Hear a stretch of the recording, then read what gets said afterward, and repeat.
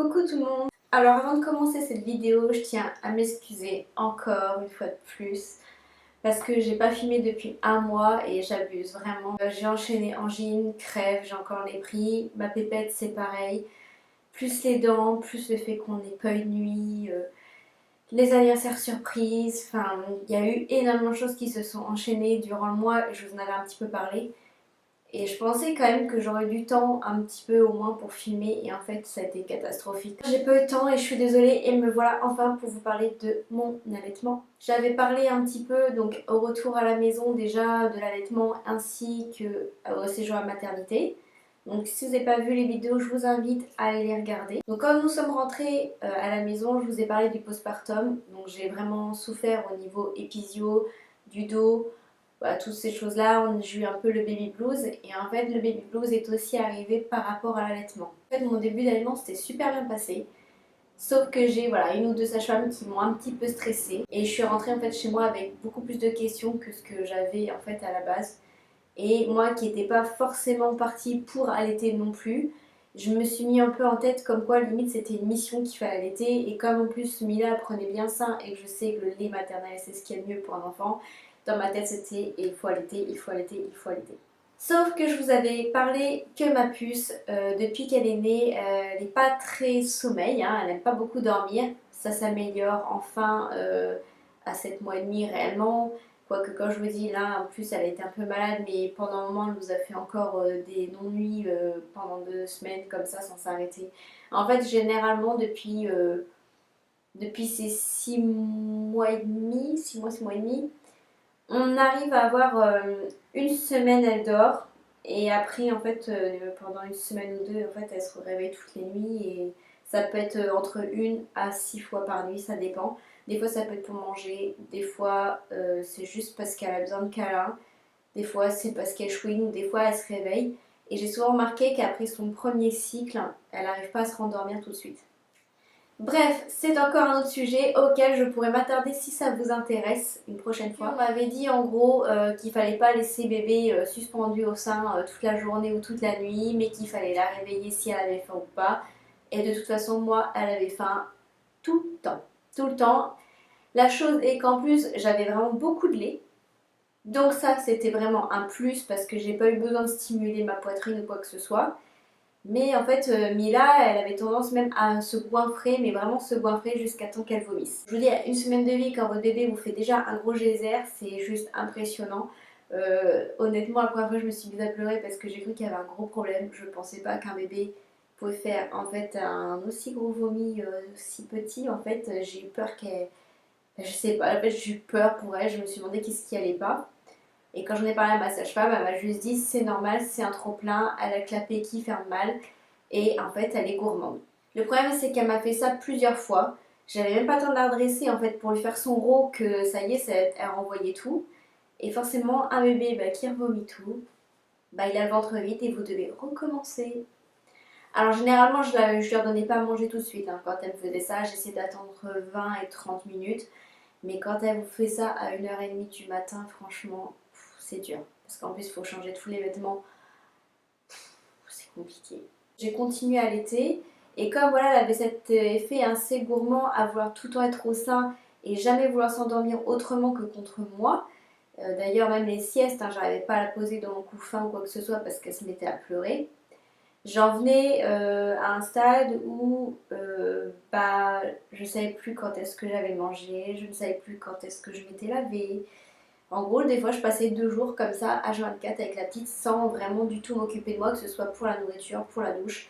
Et voilà, quand vous en plus vous avez l'élochie, donc vous avez une perte de sang énorme, et je vous ai dit qu'en plus j'ai eu une infection à cause de mes poings, enfin vous savez tout le tralala que je vous ai raconté au postpartum de la vidéo d'avant. Autant vous dire que votre corps en fait il subit un choc énorme à ce moment-là, que vous êtes fatigué, votre corps il se relâche, il sait plus trop comment, comment en gros se rapproprier cette nouvelle vie entre guillemets.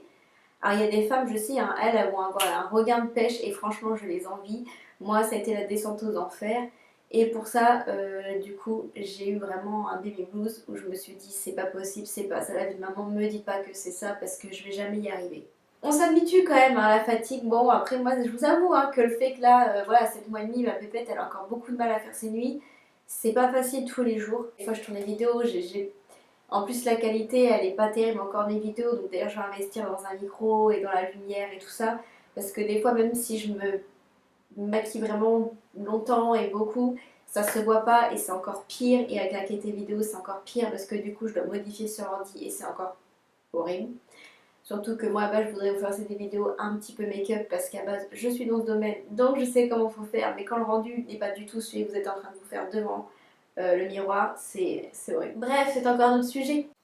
Donc l'allaitement se passait pas si mal en soi par rapport au fait qu'elle prenait bien le sein. En fait il était vraiment fatigant parce que j'avais l'impression en gros d'avoir le sein à l'air à limite tout le temps de la journée, toute la nuit.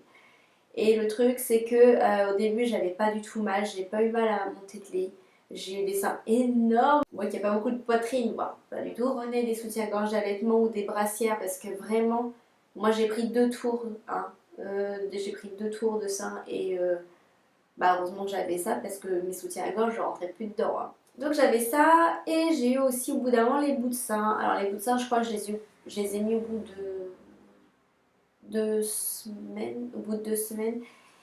Parce que malgré le fait de mettre les crèmes, d'essayer de tamponner après les tétés, choses comme ça, j'avoue que je le faisais pas toujours. Vraiment, avec la fatigue, je le faisais pas toujours. Et comme la petite était vraiment tout le temps sur le sein, et puis vraiment quand elle prenait, bah moi elle prenait bien, mais j'ai commencé à avoir mal. Ça commençait à me faire vraiment des coups de jus dedans, comme de l'électricité. Et je sentais que c'était en train de s'abîmer, et j'avais qu'une peur, c'était que ça commence à me faire des grosses crevasses.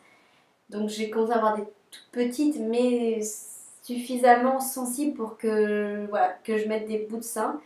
Et ma sage-femme m'avait conseillé du coup aussi de faire du tire-lait, même pour la petite, pour aussi au bout d'un moment que mon mari en fait lui donne le biberon, pour que j'ai au moins un petit peu de répit. Dès la première fois que j'ai tiré du lait, on m'a dit qu'on tirait pas beaucoup. J'ai réussi à tirer, je crois, 100 ml comme ça en une seule fois. Et c'est pareil, le tire-lait, au bout d'un moment, moi, ça m'a gavé, il faut dire ce qui est, parce que déjà, je trouve que le fait que ça pompe, c'est assez douloureux. Au bout d'un moment, c'est assez douloureux quand vous avez la petite qui est tout le temps en train de pomper, plus le tire-lait, il y a un moment. Enfin, j'ai l'impression que j'étais une vache à lait, je me suis déjà retrouvée avec la petite sur un sein, le tire-lait sur l'autre.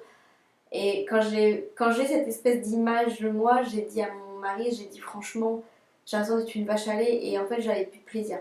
Ça, les nuits, comme je dis, la pépette, elle mangeait je sais pas combien de fois. Je sais qu'un bébé digère en 20 minutes.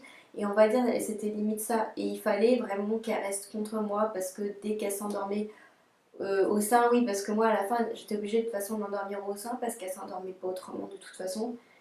Et dès que je la posais, elle pleurait et c'était plus possible de la remettre tout en ça alors que je savais qu'elle avait fini de manger. C'est juste pour se goinfrer, être rassurée, mais en fait, le fait d'être rassurée, elle mangeait quand même, mais voilà, elle rejetait tout après. J'ai passé plusieurs nuits comme ça à me relever, à devoir lui suivre tout son vomi, la rechanger et tout. Ça devenait un peu catastrophique et moi je commençais à stresser et je sais que c'est pas bon et c'est pas bon non plus pour le bébé. Donc à moi j'ai commencé à faire du mix. Donc voilà, avec le tire-lait et je me suis dit déjà ça va peut-être aider et finalement j'ai commencé à introduire donc voilà, le lait en poudre. Un biberon par jour pendant 3-4 jours et après vous incluez un deuxième. Et ça j'ai commencé à le faire au bout de à peu près un mois, 3 semaines et demie, un mois. Un mois. Un mois parce que le temps d'inclure tout ça, en gros, j'ai réellement arrêté l'allaitement à un mois et demi. Alors moi, l'allaitement, en fait, je trouve qu'il y a des choses qui sont superbes et des choses qui sont pas top parce que déjà, il faut s'écouter, il faut écouter votre bébé, il faut voir comment vous le ressentez. Moi, je vous conseille avant toute chose de ne pas vous mettre la pression dès le début et vraiment on va vous dire si vous vous sentez d'allaiter, tant mieux, si vous ne sentez pas, tant pis. Ou si vous allez voir comme moi et au moment où vous voulez tester, faites-le. Mais vous ne faites pas des plans sur la comète. Parce que ça se trouve, vous êtes une personne qui va dire ah non, moi j'ai pas envie d'allaiter, je vais faire que la tétée de bienvenue, hop hop hop. Et en fait, vous allez avoir comme une révélation et ça va super bien se passer. Votre bébé il va téter, il va dormir, hop hop, génial. Ou soit vous allez être comme moi en fait, un peu déboussolé de ce qui se passe. Au début vous trouvez ça pas mal, après vous mettez la pression, après vous savez plus trop quoi faire, votre bébé vous n'arrivez plus à trop comprendre son rythme et comment il marche. Et en fait, c'est le chat qui se mord la queue, enfin vous restez dans un espèce de mood pas terrible. Ou en plus, vous pouvez être aussi une personne qui a vraiment envie d'allaiter, qui se dit il faut allaiter, c'est le plus important. et par exemple votre bébé va mal prendre, il va avoir un problème pour la succion. Peut-être que vous, finalement ça va vous faire super mal dès le début parce qu'il y a des femmes, franchement ça les flingue dès le début, elles ont trop mal, elles peuvent pas. Et bah tant pis, il faut pas se mettre la pression. L'allaitement c'est super beau. L'allaitement c'est très bon pour votre bébé. Pour votre relation avec votre bébé, c'est quelque chose de super. Vous nourrissez votre bébé, c'est magique, mais c'est hyper épuisant. C'est vraiment pas des critiques ce que je fais, hein, surtout, faut pas le prendre mal. Mais il y a des moments, je sais pas, moi je me sentais plus maître de moi. Voilà, il y a des moments je me sentais plus maître de moi, comme si c'était qu'un devoir et pas autre chose. Voilà, j'ai eu en fait tout plein de façons de penser, que ce soit hyper positif, hyper négatif. Après, moi, j'en garde quand même une bonne expérience. Je sais que si je venais un jour à avoir un deuxième enfant, ce qui n'est pas du tout d'actualité, hein, pas du tout, je pense que je rallaiterai mon bébé, du moins au début, pour le côté anticorps, tout ça. Mais voilà, dans ma tête, moi, je suis pas là à me dire que je vais essayer de faire au minimum ce que je viens de faire avec ma fille. Parce que je suis pas sûre que je serais capable de refaire une deuxième fois et je serais pas capable, je pense, de resubir psychologiquement ce que j'ai subi. Et je pense que le fait que le postpartum a joué pas mal aussi dessus, que j'ai souffert physiquement.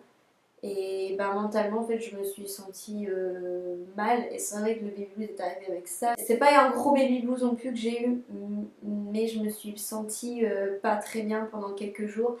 Et en plus, le papa, quand il est là et que même lui se sent démuni et inutile, et que quelque part, c'est vrai, vous ne pouvez pas lui demander de vous aider parce que ce soit vous, vos douleurs ou pour donner à manger à votre bébé, et que c'est que au sein, bah c'est vrai qu'il n'a aucune utilité là-dessus et il peut rien vous apporter à part juste du soutien psychologique. Mais quand on vient d'accoucher et qu'on devient maman, on est un petit peu perdu, on est un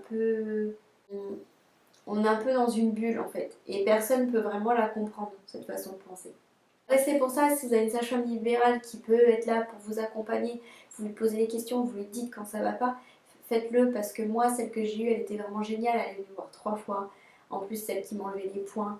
Enfin, elle a été super. Et c'est même elle d'ailleurs qui a détecté que Mila est un bébé peut-être trop gourmand, qui était trop à l'attachement justement de maman par le sein et qui a voyé très bien que moi j'avais vraiment du mal à suivre son rythme finalement.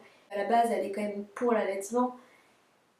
Mais moi, quand je vous dis, ça dépend des bébés, ça dépend des mamans, ça dépend comment ça se passe. Voilà, il faut vous faire confiance. Vous faites comme bon vous semble. Voilà. N'oubliez pas de vous procurer les choses essentielles comme le soutien-gorge, la crème, les coussinets et les bouts de sein. Parce que sur le coup, on peut dire qu'il n'y a pas besoin. Mais moi, j'étais bien contente d'avoir acheté une paire d'avance. Au pire, vous la revendrez pas très cher sur le bon coin, hein, quelque chose comme ça. Mais c'est super important de bien vous équiper, d'être en accord avec vous-même. Voilà. Dernière petite chose aussi, j'avais pris de la tisane d'allaitement. Je crois que ça m'appelle, si je me trompe pas.